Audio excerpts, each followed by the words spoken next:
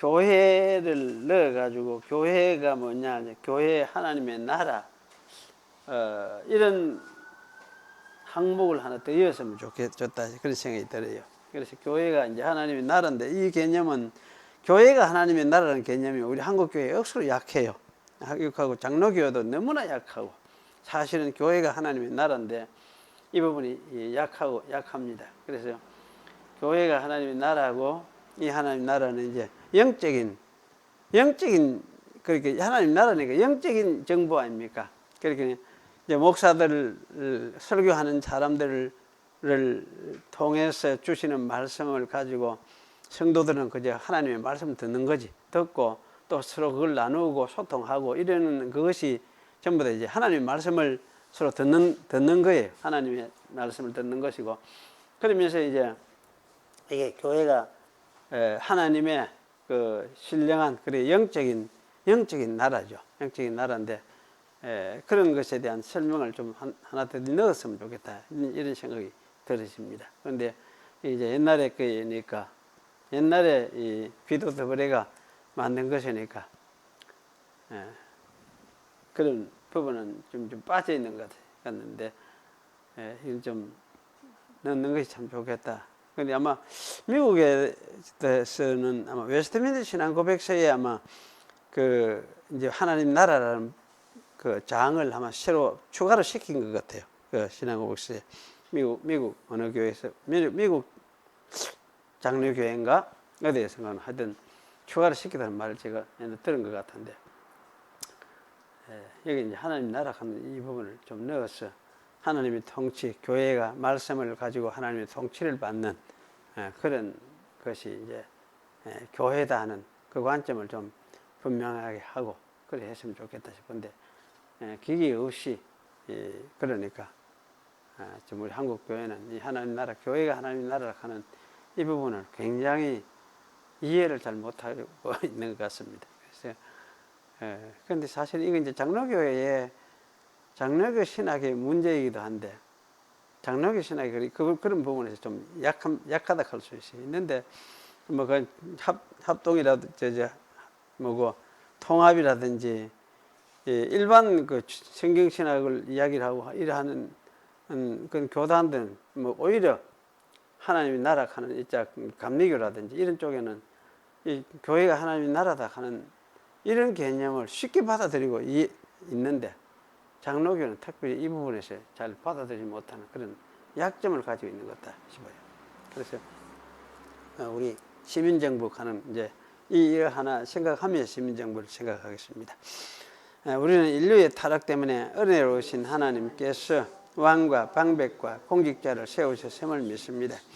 하나님께서 세상이 법률과 정책으로 다스려지고 그리하여 인류의 타락이 억제되고 모든 것들이 선한 질서로 그들 가운데서 운영되게 하셨습니다.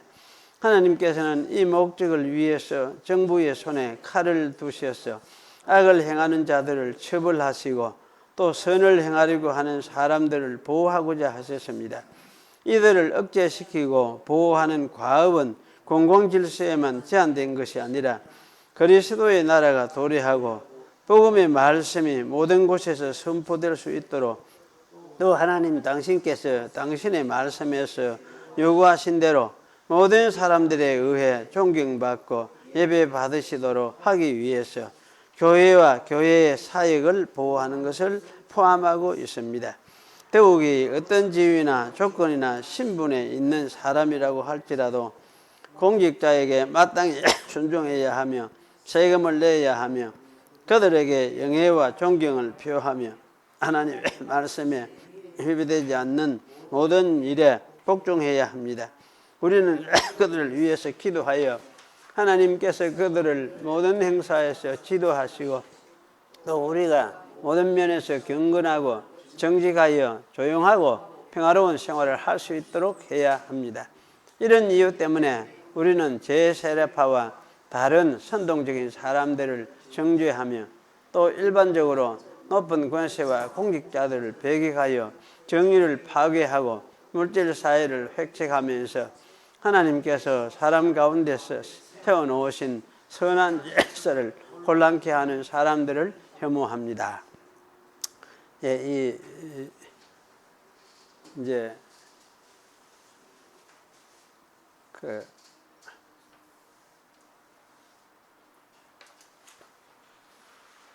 제세례파 이야기를 하는 거는 이제 제세례파는 세상의 정부는 마귀의 세력이다 이하고 아예 그거는 투쟁의 대상으로 생각하고 그래서 우리가 그 들을 필요가 없다 단절을 해버려요. 이제 그런 태도를 가지고 있으니까 그래 이제 제세례파를 이런 사고방식을 가지니까 제세례파를 핍박을 하고 옛날 죽이고 막 그리 하기도 했죠. 그래가 적으로 이제 정부가 세상 정부가 적으로 생각하고 이걸 아주 없애야 된다 이렇게 이제 생각을 했던 그런 때가 있었는데요. 그래서 참 제세례파의 그런 극단적인 그 이제 관점하고는 우리 다른 것이 그 시민정부라는 것도 이제 하나님께서 하나의 질서, 세상에는 일반 질서도 하나님께서 이제 인정을 하시고 그 질서를 통해서 좀 그 사회가 세상에 좀 더 안정하고 좀 더 바르게 완전한 건 아니지만 그렇게 되기를 이제 원하시는 게 하나님의 뜻이라 할 수 있고 또 그 정부를 통해서 그런 정부가 특히 교회를 이제 보호하고 교회의 어떤 그 사역과 신앙의 모든 활동 이런 것들을 이제 보호하고 자유를 그런 이제 신앙의 자유죠. 자유를 그들이 인정을 하고 보호하고 그렇게 하는 그 이제 기능을 하나님께서 허락하셨다 하는 그런 차원에서 이제 이야기를 하고 있고 또 한 가지는 이제 우리가 사는 것이 여기 이런 이제 하나님의 나라 속에 영적인 하나님의 통치 속에 살지만은 또 한편으로는 육신의 나라, 그러니까 내가 태어난 그 나라 속에서 일부분으로 살아가니까 그런 면에서는 이제 마땅히 우리 교회가 내가 속한 이 나라의 어떤 해야 될 일들을 마땅히 이제 해야 된다. 그래서 여기 이제 세금을 내야 한다.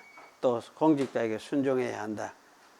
영예와 존경을 표하고 하나님 말씀에 위배되지 않는 한 모든 일에 복종해야 된다 하는 이런 이제 이야기를 하고 있는 것이죠. 그래서 제세례파는 사실 이런 걸 거절했으니까 이것이 제세례파 좀 극단적이죠. 극단적으로 나갔고 그러나 지나친 이제 우리는 그런 지나친 극단적인 태도는 좌우지간 바른 것이 아니다. 이제 이렇게 이해를 했는데 이것이 이제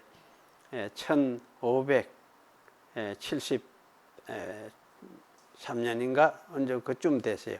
그때 이제 기도 더버리가 이걸 그래 했으니까 그때도 이런 균형 잡힌 생각을 가지고 그걸 있었습니다. 좀 놀라운 것이라 할 수가 있습니다.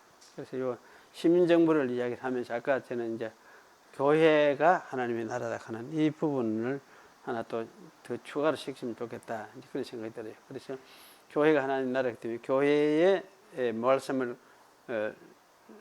전하는 교회의 사역자는 하나님 말씀을 전해주는 사람이고 성도들은 그걸 들어서 또 하나님 말씀을 듣고 그렇구나 이렇게 하고 이제 맞구나 이럴 때 이렇게 듣는 이게 뭐냐 하나님 말씀을 듣는 거예요. 그리고 교회에 이제 예배 드리는 거 와서 예배 같이 드리는 거 이런 거는 이제 와서 믿음으로 하나님을 마음에 생각하는 자체가 그게 뭐냐 하나님 만납니다. 하나님 만나는 것이다.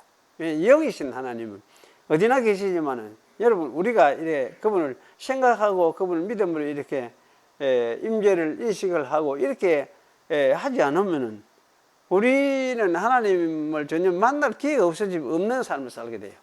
만날 기회가. 그럼 어떻게 만나느냐 할 때 집에서든지 교회에서든지 간에 하나님을 인식을 하고 그래서 기도도 하고 또 말씀도 보고 때로는 이렇게 묵상도 하고 이게 전부 하나님 만나는 기회예요.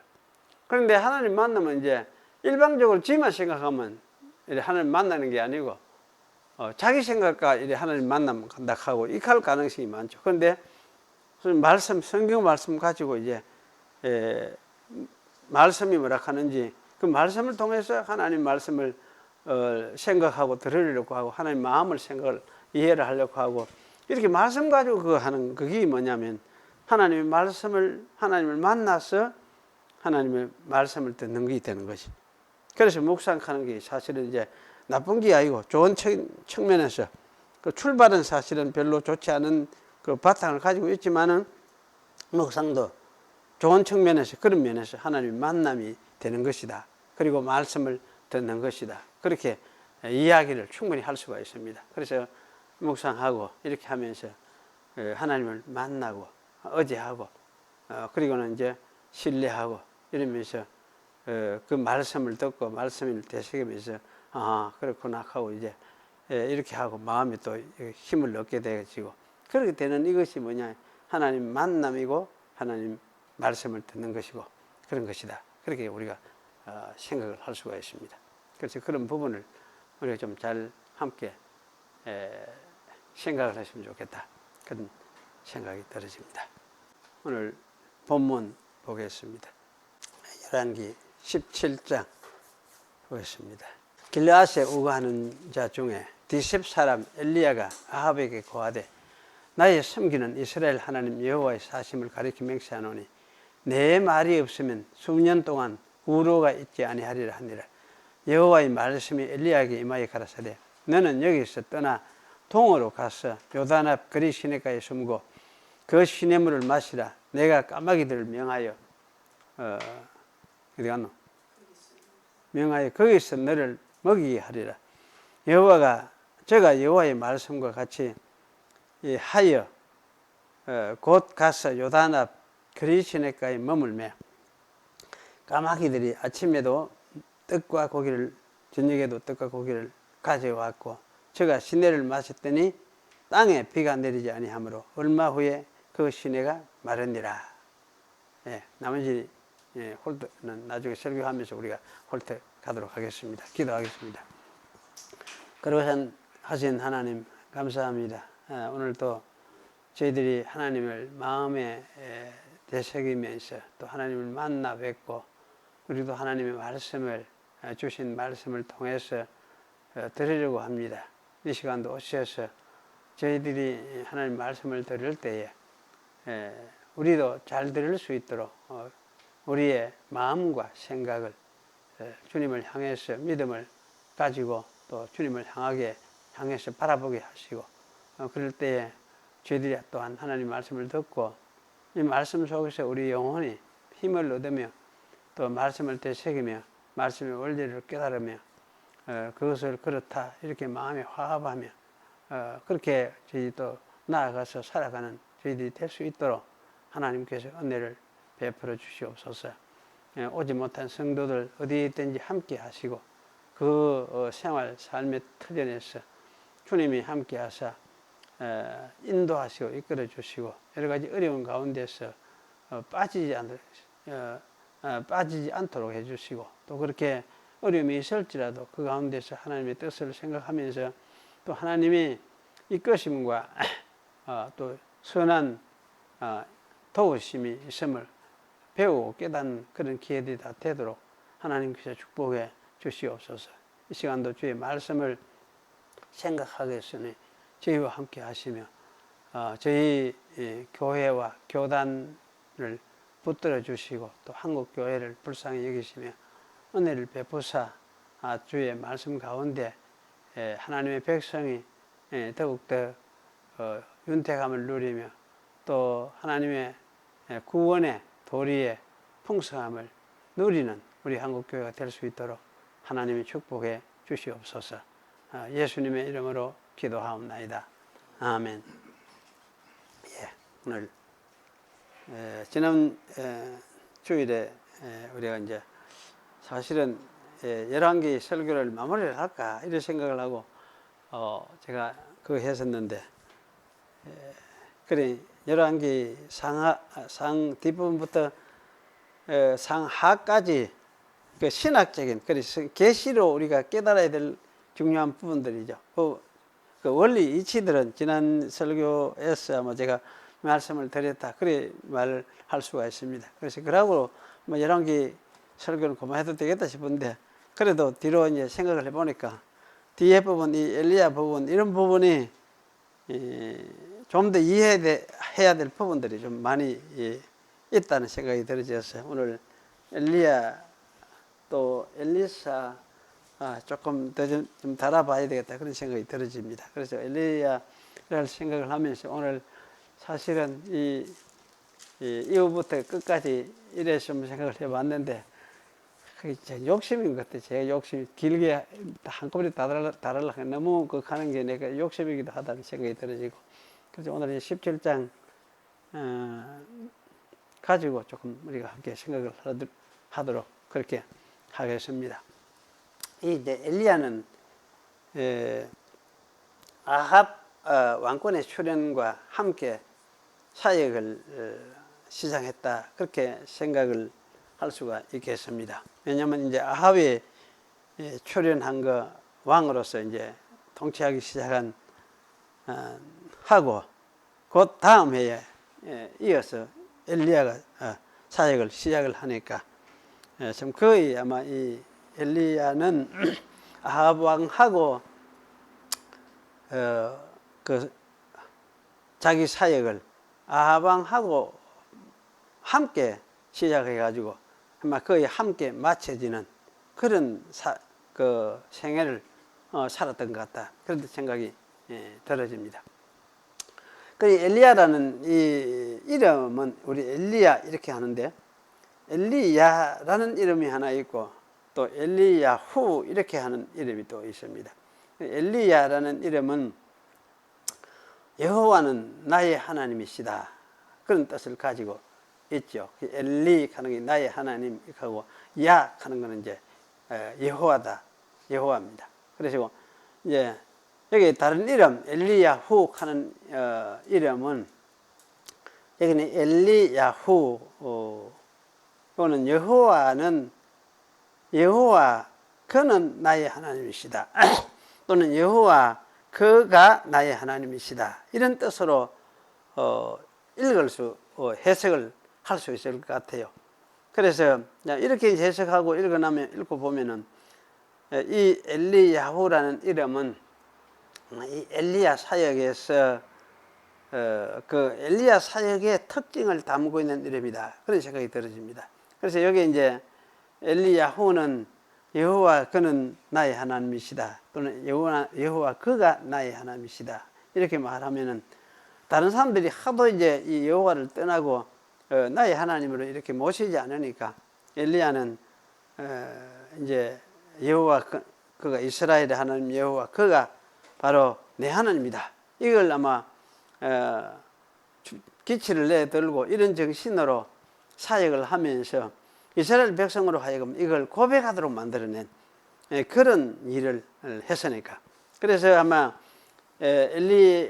엘리야에게 이 엘리야후라는 그 이름을 아마 별명으로 추가해서 덧붙여진 것이 아니냐, 이런 생각도 이제 하게 되는데, 그래서 어쨌든 이 엘리야 또는 엘리야후 하는 이 이름은 엘리야 사역을 그야말로 특징 짓는 그런 이름이다, 그런 생각이 들어집니다.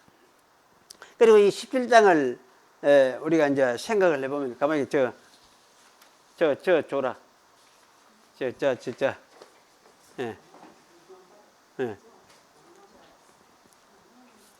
없는 게 아니고. 그러니,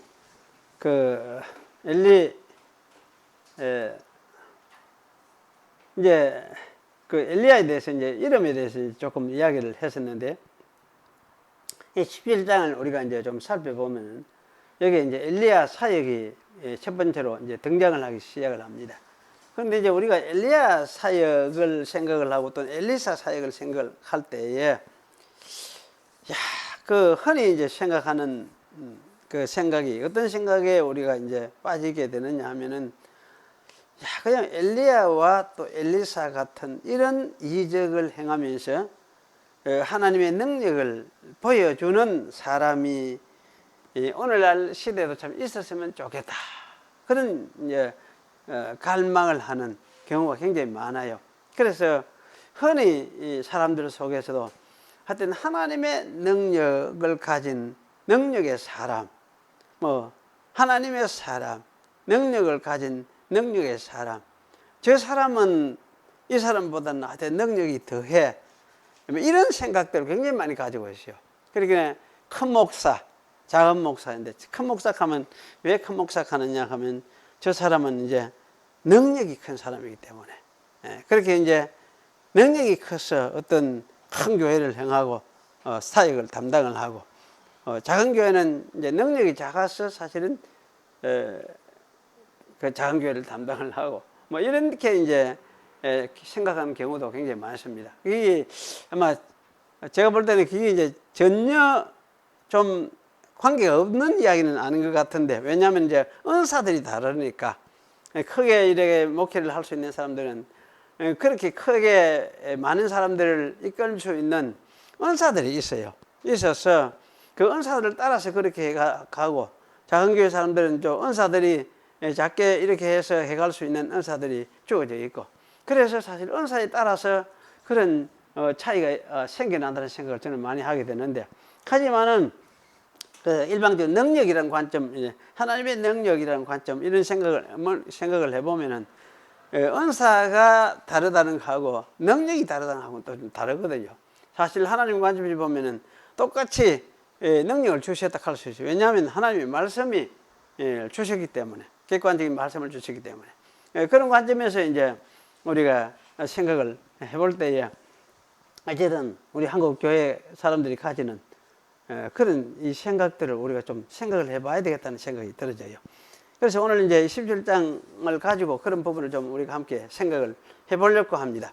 먼저 17장 1절에서 7절까지 먼저 나오는 것은 이제 읽은 말씀이죠. 이거는 우리가 굉장히 잘 아는 말씀.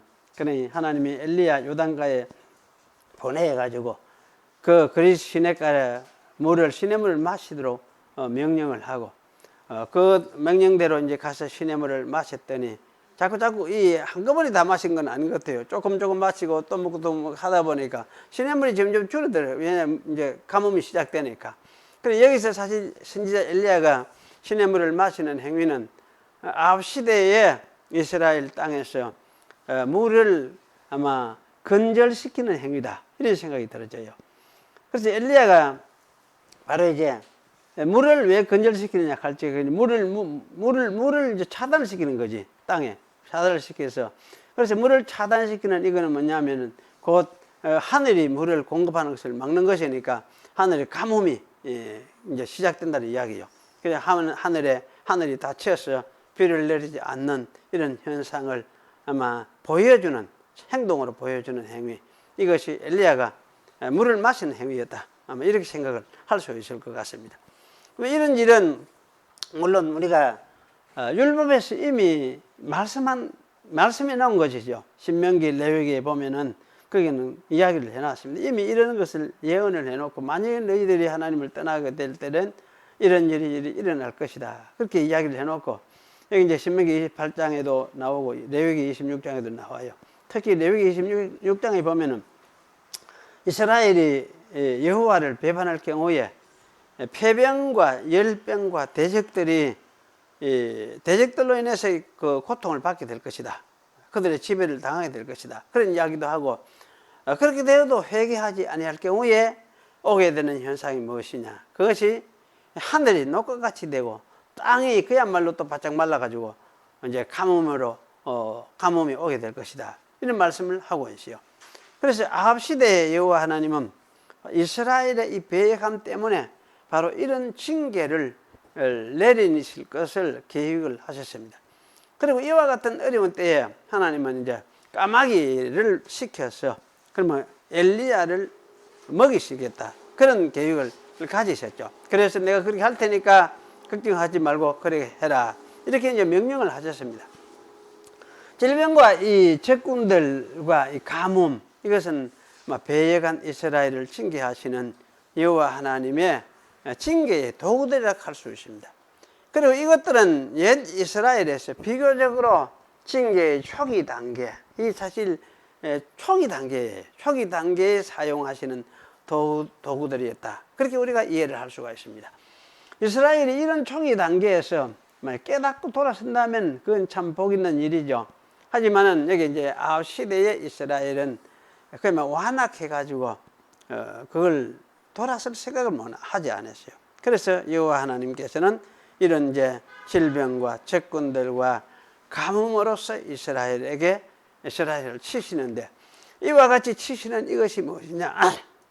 좀 더 크게 이야기하면 이스라엘에게 진노하시는 하나님이 계신다, 이것을 보여주는 것이라 할 수 있죠. 그래서 이러한 징계를 내리실 때에 이스라엘이 깨달아야 되는 것은, 하나님이 멀리 떠나지 아니하시고 역시 우리 가운데 계시면서 우리 행하는 일들을 보시고 살피시고, 그래서 우리를 이렇게 징계하셔서 자기를 나타내시는 것이구나, 이렇게 사실을 깨닫는 것이, 그것이 옳은 이스라엘의 태도였어요. 근데 이스라엘이 사실은 그렇게 하지 않았던 것이죠. 그리고 여기 이제 두 번째, 우리가 읽지 않았습니다만 나오는 시돈, 엘리야가 이제 시돈 땅으로 보내지죠. 시돈 땅으로 보내지는데, 시돈은 여러분이 성경에서 보면은 바닷가의 도시잖아요. 뭐 바닷가 도시인데, 그러니까 이 해안 도시, 해안 마을이라 합니다. 근데 이 여기에 속한 이제 사르밧으로 가라고 이렇게 말씀을 하셨습니다. 그러면서 거기 가서 이제, 그래 네가 가면은 내가 과부에게 명하여서 엘리야에게 음식을 제공하도록 그렇게 하겠다, 이런 말씀을 하셨죠. 그래서 이 일은 아마도 이 가뭄이 계속되자 엘리야에게 취하신 또 다른 조처였던 것 같다는 생각이 들어집니다. 엘리야가 시돈의 이 사르밧으로 갔더니 거기에는 한 과부가 성문 주변에서 나뭇가지를 줍고 있었습니다. 그녀는 가루통에 남은 가루 한 움큼과 기름병에 조금 남은 기름을 이제 가지고 떡을 구워 먹고, 그 후에는 이제 끝나시는 없으니까 이제 죽는 판이죠. 죽으려는 이런 각오를 한 사람이었어요. 참 굉장히 위급한 상황이기도 하고 가련한 상태에 있는 그런 과부였습니다. 그래서 이 과부에게 엘리야는 떡을 좀 구워서 물과 함께 먼저 나에게 가져오라 했습니다. 아마 이거는 엘리야가 이제 배가 많이 고팠으니까 조금만이라도 먼저 해가 나 좀 두고 이렇게 했던 것 같다는 생각을 해요. 그런데 이제 이거 가지고 달리 또 그래 할 수 있겠죠. 주의 종이니까 먼저 갖다 바쳐라, 이렇게 해석을 할 수도 있는데, 뭐 그거는 아닌 것 같다는 생각이 들어요. 그래서 어쨌든 이제 자기에게 먼저 그렇게 좀 먹어라, 그러고 네가 구워서 네와 네 아들이 좀 먹어라, 이렇게 말을 하면서, 그래 하면은 이스라엘 하나님 여호와가 비를 땅에 내린 날까지, 3년 동안이 가물었으니까 3년 동안 보장이 돼요. 보장이 되는데, 왜냐 하나님이 비를 내리는 날까지, 다시 내리는 날까지 통에 가루 다하지 아니하고 병에 기름도 다하지 아니할 것이다, 이런 말씀을 엘리야가 했습니다. 그래서 과부가 참 이런 말을 할 때 과부가 좀 걱정을 하지 싶으니까 하나님이 하실 일들을 미리 말해 주어서 과부로 하여금 걱정 없이 엘리야에게 떡을 구워서 드리도록 그렇게 아마 하려고 엘리야가 이렇게 했겠다, 그런 생각이 들어집니다.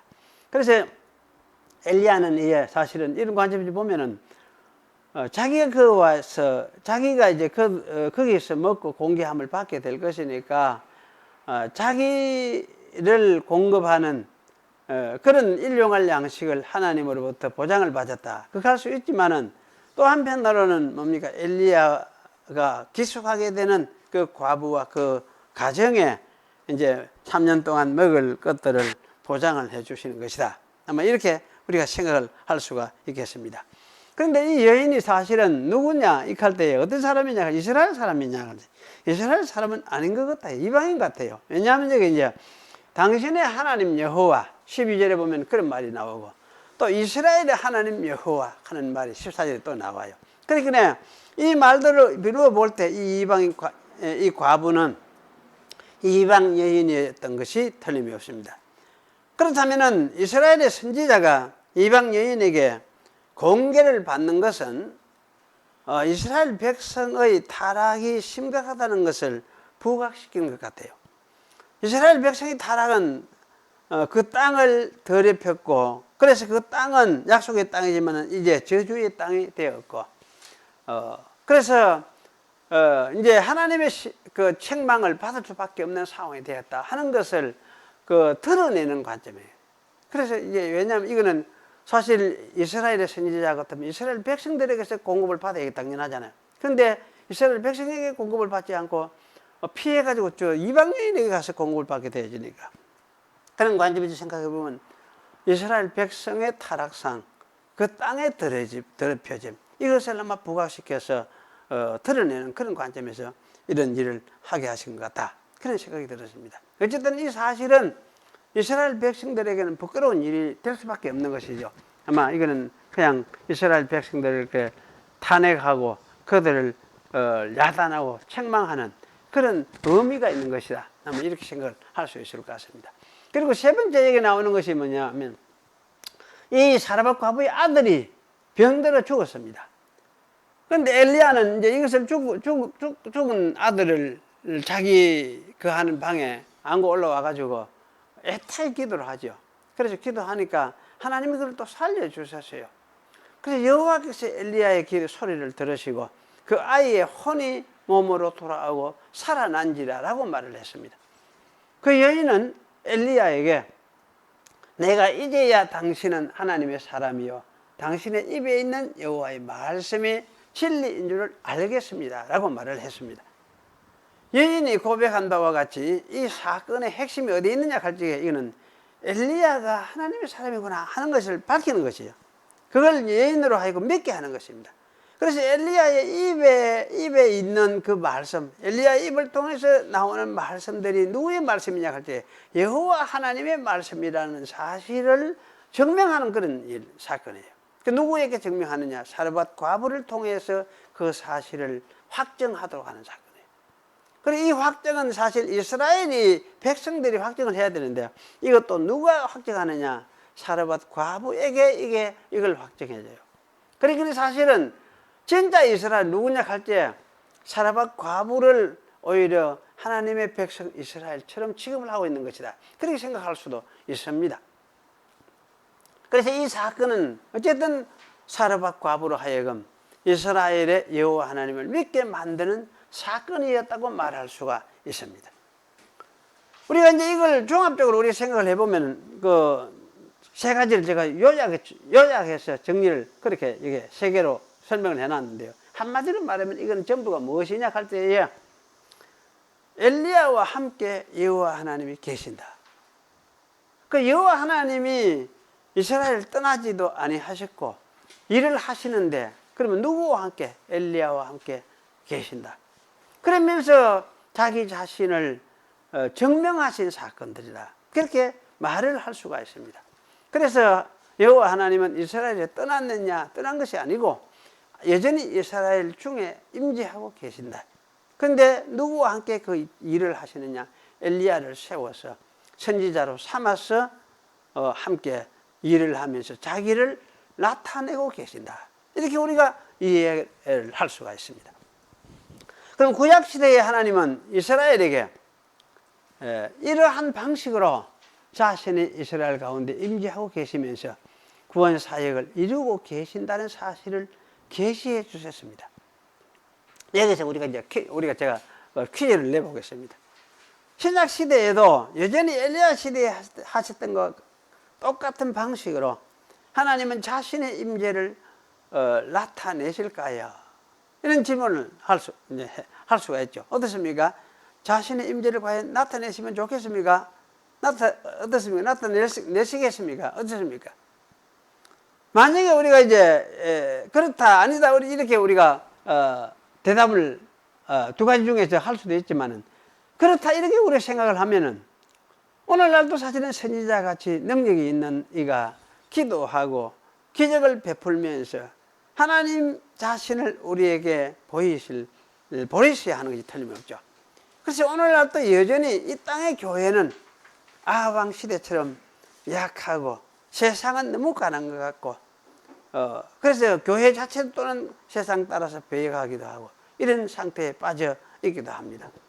그래서 예를 들면 제가 종종 이야기 많이 하는 것처럼 러시아 정교에 속한 푸틴이 우크라이나를 침략해가지고 마구 파괴하고 죽이죠. 우크라이나에 거기에도 신자가 있거든. 하나님 백성이 있거든. 그러면 하나님은 이런데 좀 해결책을 좀 해주면 좋겠는데 도무지 해결할 기회를 보이질 않아요.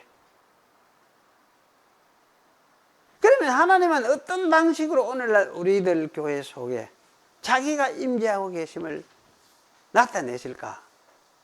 하나님이 사실 그렇다고 해서 하나님이 떠난 건 아니잖아요. 우리는 이제 이걸 생각을 해봐야 돼요. 그 성경을 따라서 우리가 이걸 생각해 봐야 되는데, 그래서 성경 히브리서 1장에 보면 그런 이야기가 났습니다. 옛적에 선지자들로 여러 부분과 여러 모양으로 우리 조상들에게 말씀하신 하나님이 이 모든 날 마지막에 아들로 우리에게 말씀하셨으니 라고 이렇게 말을 했습니다. 이 말씀은 구약에는 그런 식으로 말씀했다. 선지자들 통해서 말씀했다. 엘리야 시대는 엘리야에게 그때 그 기토를 통해서 그런 식으로 말씀하면서 자기를 나타내시면서 사역을 했던 하나님입니다. 그런데 신약에는 어떻게 말씀한다고 했습니까? 어떻게 자기를 나타내신다고요? 히브리 1장이 뭡니까? 대답이 말씀. 누구에게? 아들을 통해서 말씀했다. 아들을 통해서 말씀했다. 그 옛날에는 그렇게 말씀했었고 엘리야 시대에는 그렇게 식으로 자기를 나타내셨어요. 그런데 신약에는 아들을 통해서 자기 임재를 나타내신 거지. 그래 아들이 오셔서 하신 사역이 바로 이런 것이에요. 하나님의 임재를 나타내는 사역이에요. 그래 신약의 마지막 날에 이제 아들이 세상에 오셔서 그러면 아들이 오시면 직접 말씀하시기도 해야 되겠죠.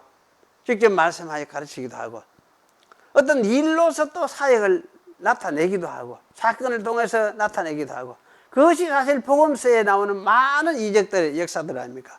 그래 하기도 하고 선지자들을 통해서 사도들을 보내가 이제 복음을 전하도록 하기도 하고 이렇게 하시면서 핵심적으로 말씀을 하신 말씀들이 있습니다. 이것이 사실 히브리서의 말씀이고 이것이 복음서의 내용의 말씀이에요. 그래서 요한복음에는 예수님의 그 말씀 가르침을 제가 요한복음을 요새 반복해서 읽고 있거든요. 반복해서 읽고 있는데 지금 5번째 이제 이번에 방학 좀 하고 나서 5번째 계속 반복이 또 있습니다. 있는데 계속해서 읽으면서 자꾸 느껴지는 게 예수님이 와셔서 하신 말씀 별거 없구나. 긴 것도 아니고 긴 말씀도 아니에요. 하신 말씀은 뭐냐 하면은 아버지께서 나를 보내셔가지고 나를 통해서 아버지께서 자기를 나타내셨다. 그래 나를 믿어라. 나를 믿는 것이 뭐냐?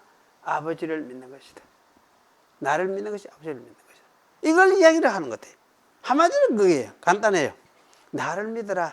내 속에 아버지가 계신다. 나를 통해서 아버지가 일하고 계신다. 그래서 나를 통해서 뭐냐? 아버지를 너희들이 깨달아 알아야 된다. 그래 아버지께 돌아오라는 거지. 아버지께로 이스라엘 백성이. 그걸 말씀하시는 것 같아요. 그래서 사실 이런 이제 말씀을 하니까 그러면 그 예수님을 믿어서 아버지를 믿는 이것이 뭐냐면 한마디로 말하면은 예수님의 말씀이었으니까 그렇다면 이제 이 예수님이 말씀하신 그 말씀대로 이제 이루어지는 그것이 뭐냐면 하나님의 임재를 이루는 방식이거든.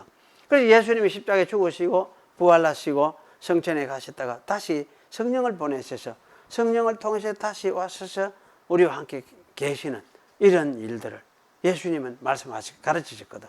그렇다면 하나님 아버지는 지금 어디에 계시느냐 할 때 어디에 계신다 해야 됩니까? 어디에 계십니까? 하나님이 하늘에 계십니까? 하늘에 계신 것도 맞죠? 그렇죠? 그럼 어디 계십니까 또?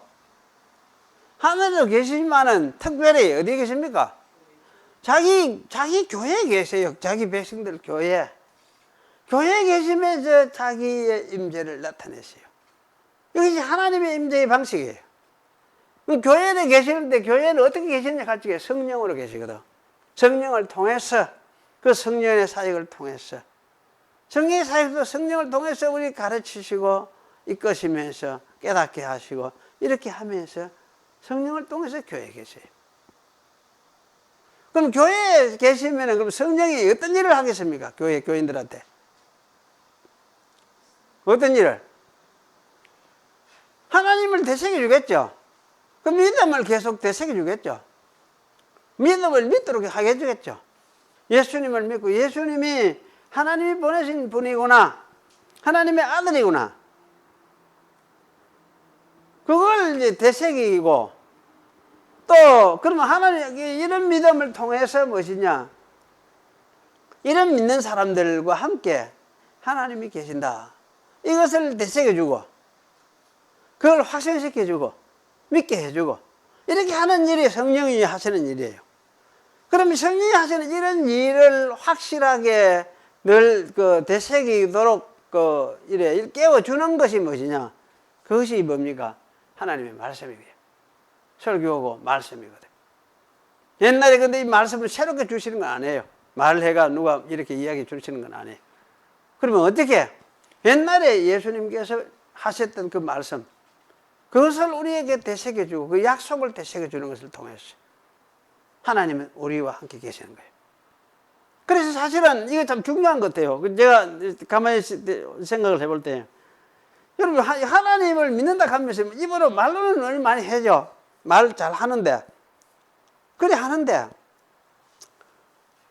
그렇다고 그 말은 잘 하는데, 이제 그 하나님을 여러분 자신이 인식을 하고, 또 기도도 하고, 기도하는 게 무엇입니까? 이야기하는 거 아닙니까? 하나님께 이야기도 해보고 하고, 그 하나님의 뜻을 마음에 새기기도 하고, 아 그렇구나 이렇게 하고, 이렇게 사실 하느냐, 자기 생활에서 이게 이루어지느냐, 이게 어떻습니까? 이게 하는 거 하고 안 하는 거 하고 어떤 차이가 있겠습니까?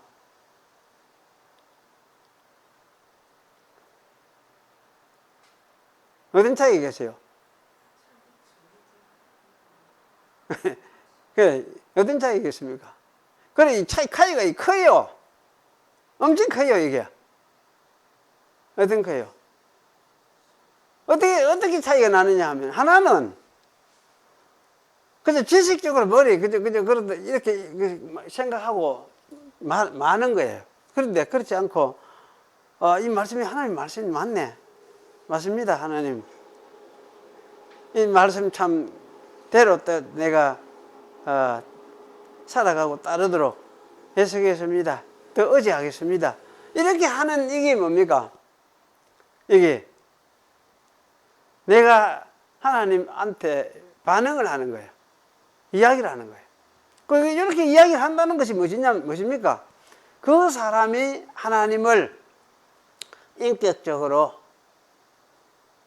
대면하고 있다는 말씀이에요. 하나님을 인격적으로 인식을 하고 인격적으로 그분을 대하고 있다는 이야기예요. 그래, 하나는 지식일 가능성이 있고 하나는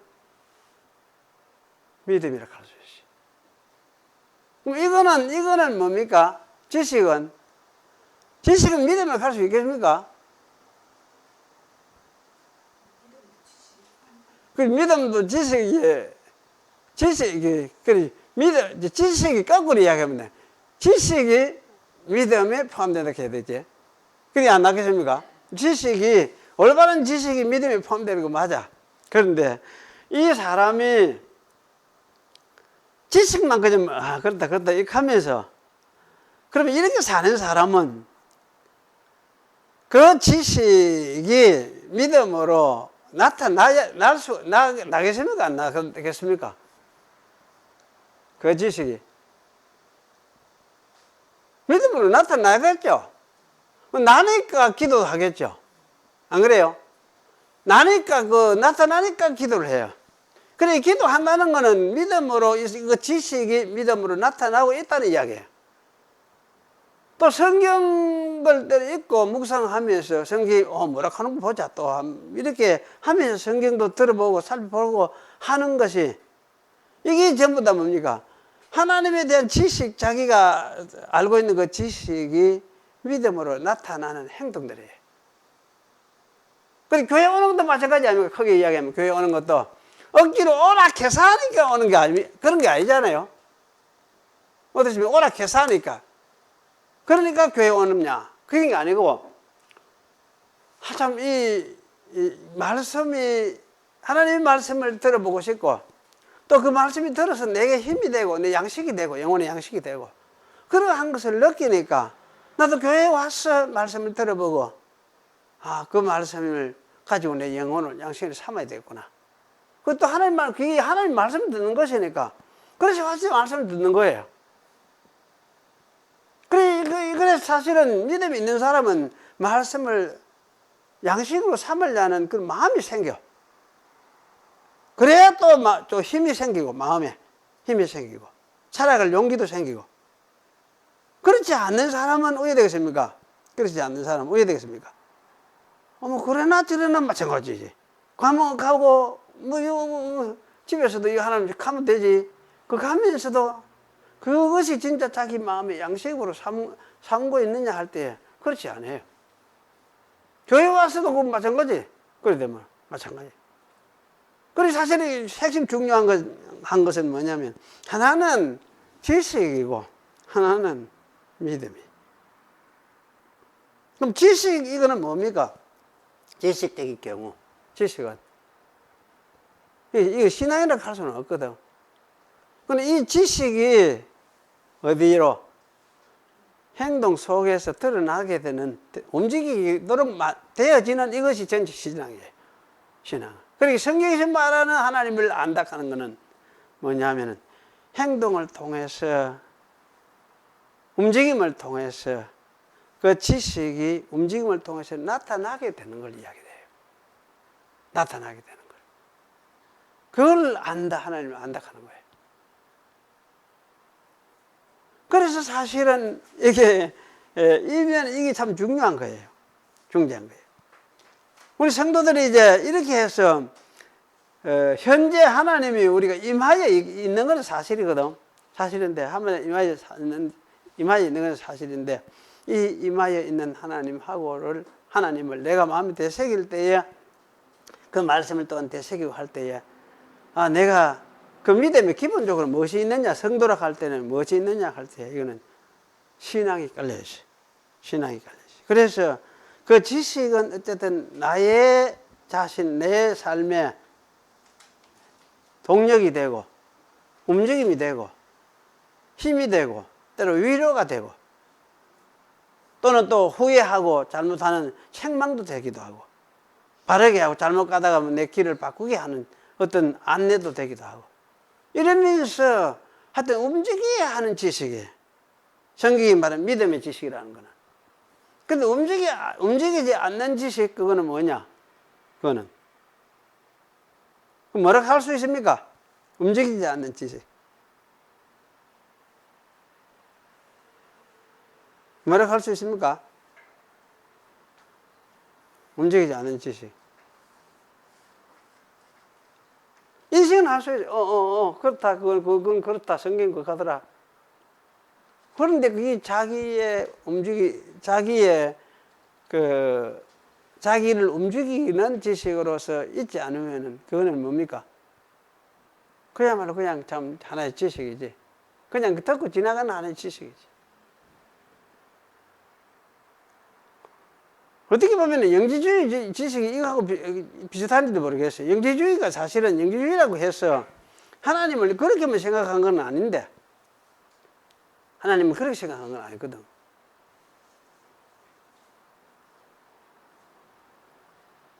영지주의라고 했어요. 영지주의 자들이라고 다 해서 신앙이 전혀 없는 지식만 이야기하는 사람들은 아니에요. 그런 중에는 사실 지식이 진짜 신앙을 가지고 있는 사람도 있을 수 있죠. 있는데 그거는 진짜 그 속에 있어도 진짜 그 참 신앙을 가진 사람들이라고 할 수 있어요. 하지만은 영지주의의 경향을 이야기할 때는 사실 신앙으로 살아서 움직이는 신앙적인 지식을 말하는 것이 아니고 그냥 하나의 지식이면 된다. 그 지식은 움직이게 하는 것이니까. 물론 그래도 이제 그 신앙을 전제한 지식을 말하기는 하는데, 대개 봐서 보면 신앙을 전제한 지식을 가지면서도 지식으로 말을 할 수 있을지 모르겠지만, 그렇다고 해서 그 사람들이 그 신앙을 따라서 움직이면서 살아가는, 행동하는 그런 유의 지식이냐 할 때에 사실 그렇지 않을 가능성이 너무나 많아요. 그게 대표적인 게 우리나라에서 있었잖아요. 옛날 뭡니까? 그 영지주의 대표적인 누굽니까? 교단이, 그런 뿌리를 가진 교단이 구원파지. 기구원파지. 그러니까, 그러다가 전에 뭡니까? 유병언인가 뭔가 도망가다가 죽고 한 사람들. 그렇잖아요. 그 사람들이 사고방식이 그래요. 성경이 그러니까, 구약이 그러니까, 구약은 별로 우리가 율법이니까. 율법은 우리한테 관계가 없고, 왜 관계가 없느냐. 예수 통해서 주어져 있으면, 예수가 이루고 있으면 관계가 없는 게 아니잖아요. 없는 게 아니에요. 그럼 관계를 가져야 되지. 율법에서도. 내 가르침, 내가 움직이도록 만들어주는 안내서로서 관계를 가져야 돼. 근데 그거 거절해버리고자. 그럼 뭐냐 할 때, 주는 그걸 거절해버리고 예수 믿는다. 이래 이야기. 예수 믿는다. 그러면, 율법은 거절해버리고 율법 안 해도 살고 안 따라도 된다. 그러면 자기가 따라 사는 게 뭐냐? 믿음을 산다는 게 뭐냐 할 때. 뭡니까? 결국은 지 욕심 따라 사는 거지. 자기 욕심 따라 사는 거지.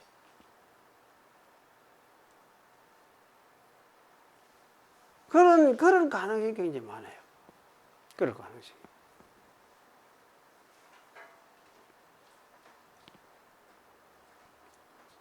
사실 하나님은 지금, 우리 하나님은 말씀으로 자기를 이렇게 나타내시고 있어요. 그리고 우리 가운데 임재하고 있어요. 무엇을 어떤 기적이나 이적을 통해서 자기를 나타내시는 것이 아니고, 뭘 통해서? 말씀을 통해서 자기를 나타내시고 있어요. 성령으로 자기를 나타내시고 있어요. 그리고 이 이제 도리지, 성경에 예수님이 보여주신 이 도리를 믿고 받아들이는, 그걸 말씀이라고 하잖아요. 그걸 믿음의 내용이죠. 그걸 통해서 자기를 나타내시고 계세요. 이 자기를 나타내시는데 이분을 인정하고 이분을 따르는 거, 그 믿음이 따르는 건 뭡니까? 믿음 믿는다는 거는, 그러니까 그냥 인정하는 것만 아니고 항상 뭐합니까? 예수님이 나를 따르라 이렇게 하잖아요. 따른다는 건, 따름이 포함이 되어 있는 게 믿음이에요. 믿음이. 그래서 사실은 이제 행동으로 따르게 되고, 만나게 되고, 자기 스스로 하나님을 만남의 그 행동을 하게 되고, 이것이 믿음이에요. 그래서 이것을 통해서 하나님이 자기를 나타내셔요. 우리는 이래 하는 게 하나님 만나는 거지. 이렇게 하는 게 하나님 만나는 거지. 말씀을 들으면서, 아, 맞습니다. 그렇습니다. 이래 하면은, 그게 뭡니까? 하나님을, 말씀을 듣고, 직접 대면하고, 듣고, 만나는 거예요. 만나서 말씀을 듣는 것이에요. 이게 하나님 나라야, 아닙니까? 하나님 나라 아닙니까? 하나님 나라가 하나님 말씀을 가지고 이끌어가고 통치를 하시는데, 그 말씀을 듣고, 아, 그렇습니다. 이렇게 되는 이게 뭡니까? 하나님 나라의 다스림을 받는 것이고, 하나님 만나는 거지. 예, 그렇습니다. 하나님 만나는 거지. 말씀 듣는 거 아닙니까? 그래서 그 말씀 듣는 이것이 사실은 하나님을 만나는 하나의 만남의 행위이기도 하고, 이게 참 중요하잖아요. 이게 중요해요. 그래, 이 만남을 통해서 우리가 살아가게 돼 있어요. 신자가 힘을 얻고 살아가게 돼 있어요. 만남이 없으면 어떻게 됩니까? 웬만할 수밖에 없지. 의심이 생길 수밖에 없고, 하나님이 있는가 없는가 늘 논리 속에서, 머리 속에서 맹맹극하고 그럴 수밖에 없어요.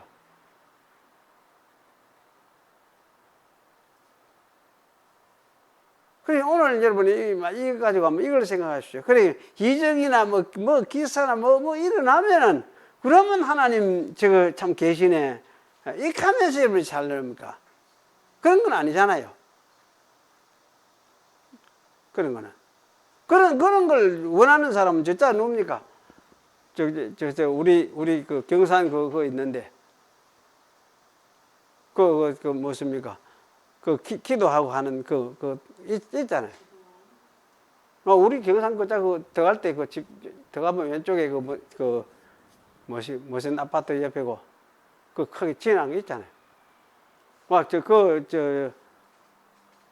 아픈 사람들 그래서 모이가 그것도, 뭘 하는 데가 있는데, 그거는 비슷하거든. 그거하고 비슷하거든. 그럼 뭐 이적이 나타나면은 하나님이 거기에 역사를 하는 것 없다. 이런 생각을 하고. 그거는 대단한 거지 생각을 하지. 하나님은 그런 게 하나님이 아니다. 그렇게 하시는 하나님이 아니다. 물론 그런 중에서도 이 따끔 하나님이 그렇게 역사하는 경우가 있지만은, 그럼 그거에 매여서 그게 추종하라는 이야기가 아니에요. 그렇게 믿으라는 게 아니에요. 믿는 것은 하나님이 아들을 통해서 그저 말씀하신 그 내용에 따라서 그걸 마음속에 새기면서 믿음으로 화합하고 그렇습니다. 인정하기 때문에 따르게 되고 하는 이것이 뭐냐? 믿음이다. 그리고 이것이 뭐냐? 하나님을 만나는 것이다. 하나님 임재를 만나는 것이다. 임재하고 계시는 하나님을 만나는 것이다. 되새기는 것이다. 여러분 가정에서도 마찬가지고 교회에서도 마찬가지고.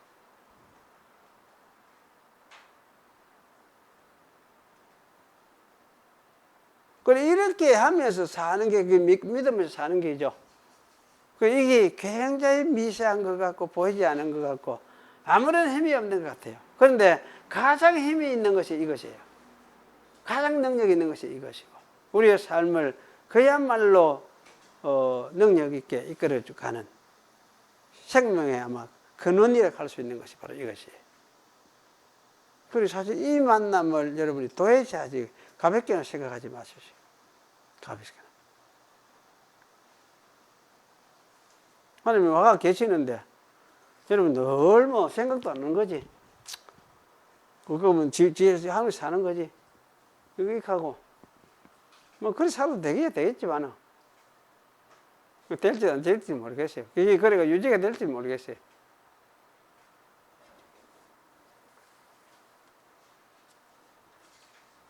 하나님이 그래도 안 버리고 이래 하려고 왜 되겠습니까? 많이 이래 좀 안 건드리겠습니까? 왜 때리겠지? 좀 정신 차려갖고 안 하겠습니까?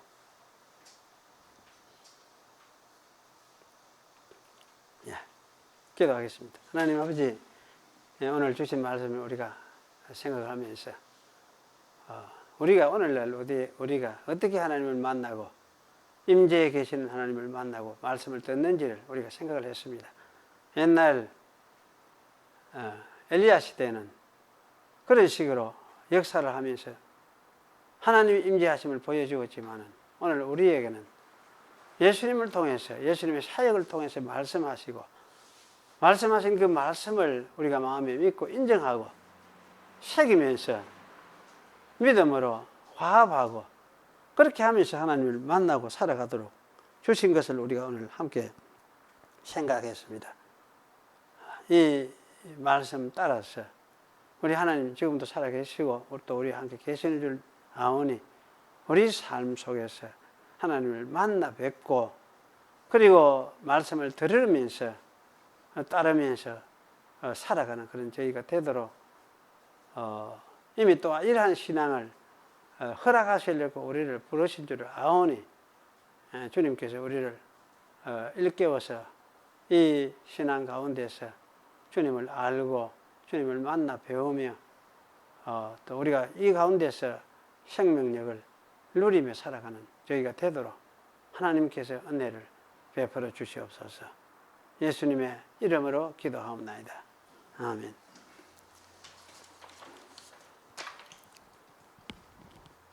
찬송가 509장 하겠습니다. 509장.